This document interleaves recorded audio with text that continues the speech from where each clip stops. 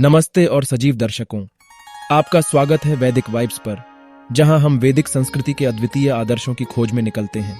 मैं हूं आपका मार्गदर्शक रियान और आज हम एक अद्वितीय पौराणिक कथा में घुसेंगे, समुद्र मंथन की कहानी में, जो युद्ध और ज्ञान से भरपूर है। इस यात्रा में हम देवताओं और असुरों के बीच महाभारतीय संघर्ष की घटना समुद्र मंथन की खोज में जाएंगे। यह कहानी प्रतीकवाद और अद्भुत ज्ञान से सजीव है।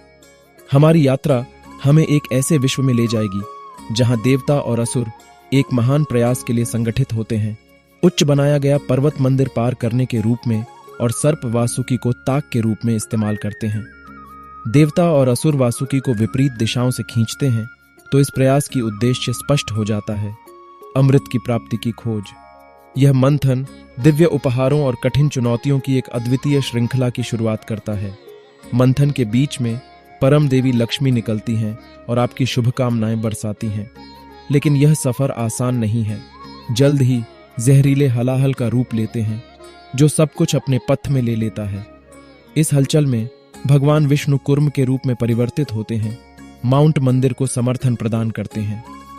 यह अराजकता के सामने दिव्य समर्थन की एक प्रतीक है। और तब एक महत्वपूर्ण क्षण आता है। दिव्य चिकित्सक धन्वंतरी समृद्धि के एक पात्र के साथ उभरते हैं, अमृत का अमृत। लेकिन यहां तक कि कहानी का एक मोड़ आता है। भगवान विष्णु मोहिनी बनकर प्रकट होते हैं, जो असुरों को आकर्षित करती हैं। ताका का एक तंत्र चलता है, जिससे राक्षसों को अमृत सौंप दिया जाता है। अब आइए इस पौराणिक कथा के गहन प्रतीकवाद और समय से परे सिखों में गहराई से विचार करें। देवता और असुरों की एकता की तस्वीर और अंधकार के बीच की विरोधाभास के रूप में है, जो हम सबके अंदर मौजूद द्वैत की अनंत उद्धता को प्रकट करता है। अमृत की खोज आत्मा के उद्देश्य की अद्वितीय यात्रा का प्रतीक है, हमें आत्मज्ञान की दिशा में अग्रसर करती है।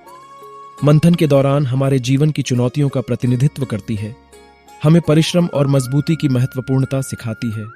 देवता और असुरों की एकता हमें याद दिलाती है कि सहयोग भिन्नताओं को पार करता है और साझा इच्छाओं की प्राप्ति के लिए महत्वपूर्ण है।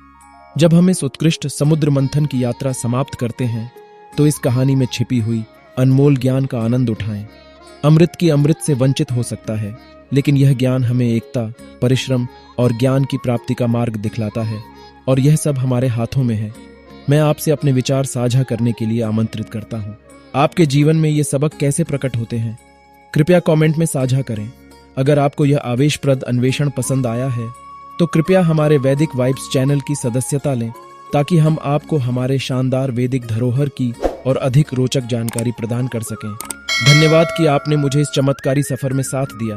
फिर मिलते हैं, जब तक सदा जीवंत वैदिक ऊर्जा के साथ। नमस्ते।